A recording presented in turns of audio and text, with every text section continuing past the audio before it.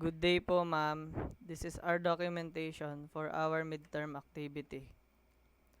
Una po ay naghanap muna kami ng reference para po sa rotoscoping na related sa script po namin. Ito po yung napili naming intro. Gumawa po kami ng tig 5 frames sa muka. Ito po yung gawa namin.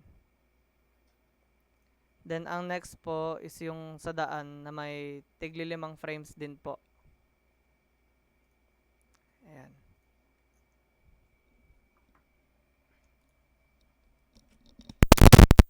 Nung after po nun sa may daan, ayun din, tigpa 5 frames din po yan eh. Bali, dito po yung sa rotoscoping nun. Bali, ayan din po yan. Sa may daan po yan. Tapos dito naman po yung sa, after po nung sa may daan, ito naman po yung motor. Naka-rotoscope din po yun sa motor yan.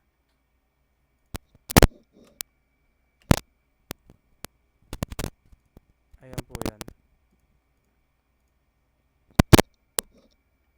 Bali, ito po yun. Naka 5 frames na din po. Parehas lang.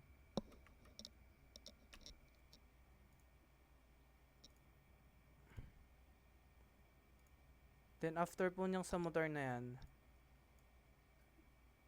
ang next po namin is yung naka side view. Pero nakuha po namin siya dito sa frame na to.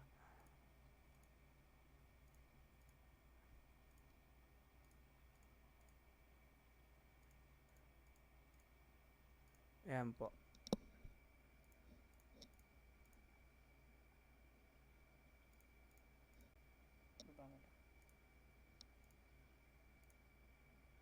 Ito. Bali, ayan po yung rotoscoping nung kasunod sa may motor. Medyo malayo po siya pero relate din po kasi siya sa script. Kaya dinugtong na lang po namin. Ayan po. Ito po yan. Then naka 5 frames lang din po yan pagka ano. Ganun lang po.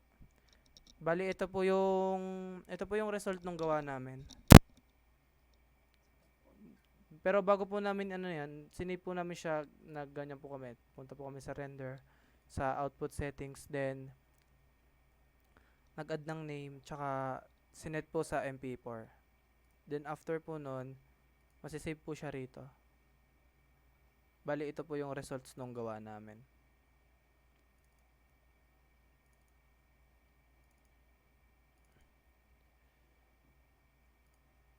Ayan po.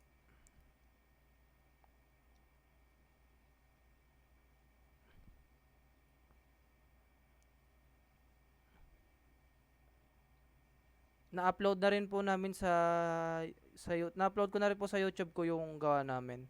Then after po nito, i-upload ko na rin po yung documentation. Yun lang po. Thank you po.